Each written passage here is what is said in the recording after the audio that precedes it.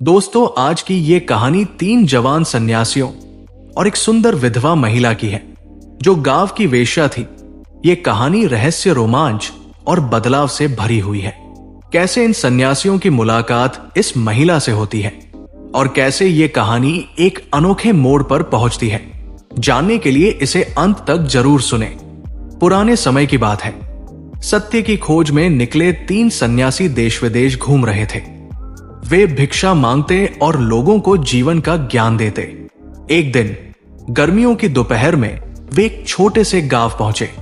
गांव के लोग सीधे साधे और श्रद्धालु थे। वे सन्यासियों को भोजन देते और उनकी बातें ध्यान से सुनते। गांव में घूमते हुए एक सन्यासी ने देखा कि एक कोने में एक झोपड़ी है जहां कोई नहीं जाता। उन्होंने एक ग्रामीण से पूछा तो उसने बताया वहां एक विधवा रहती है जो अब गांव की वेश्या बन चुकी है। उसकी सुंदरता ऐसी थी कि कोई भी खुद को रोक नहीं पाता। यह सुनकर तीनों सन्यासी जिज्ञासु हो उठे। उन्होंने तय किया हमें इस महिला से मिलना चाहिए। वे झोपड़ी के सामने पहुंचे और भिक्षा मांगी। दरवाजा खुला और एक अनुपम सुंदर महिला बाहर आई। उसकी काली गहरी आंखों में रहस्य झलक रहा था। उसने मुस्कुराते हुए सन्यासियों का स्वागत किया और कहा, अंदर आइए, मैं आपको पानी लाकर देती हूं। अंदर बैठकर एक सन्यासी ने गहरी सांस लेते हुए पूछा, क्या तुम्हारा जीवन शुरू से ऐसा ही था या परिस्थितियों ने तुम्हें बदल दिया? महिला थोड़ी स्तब्ध हो गई। उसने कुछ पल सोचा, फिर धीरे से कहा, आज तक किसी ने यह सवाल नहीं पूछा। मेरे पति की मृत्यु के बाद कोई सहारा नहीं था। काम की तलाश की तो पुरुषों ने शोषण करने की कोशिश की।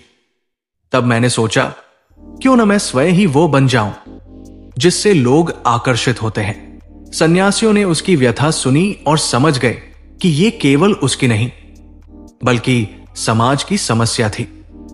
तभी सबसे अनुभवी सन्यासी देवशी बोले, संसार बड़ा विचित्र है। ये वही समाज है जो पहले शोषण करता है फिर उसी पर उंगली उठाता है।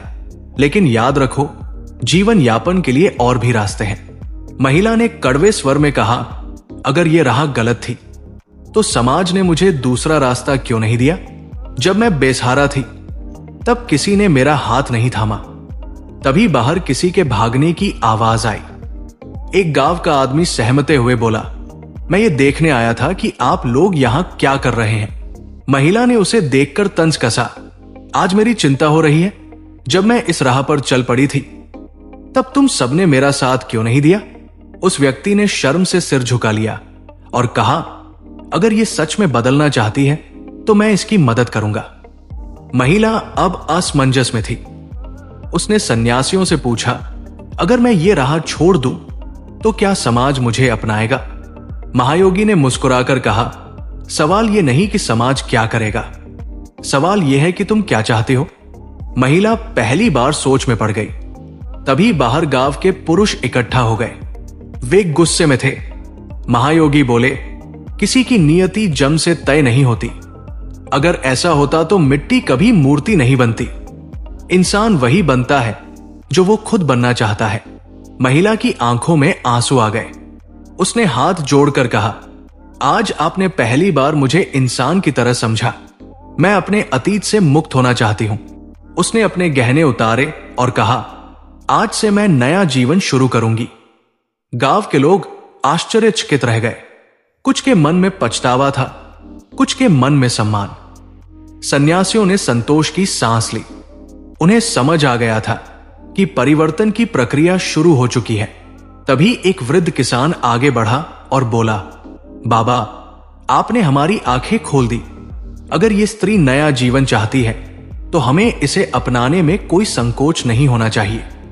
धीरे धीरे गांव के लोग सहमत होने लगे।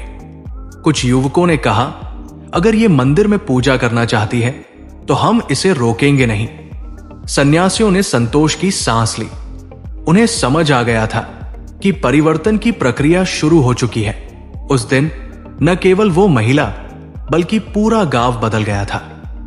दोस्तों, अगर आपको यह कहानी पसंद आई हो तो इसे लाइक जरूर करें और अपने विचार कमेंट में बताएं। ऐसी ही रोमांचक कहानियों के लिए हमारे YouTube चैनल को सब्सक्राइब करें। धन्यवाद।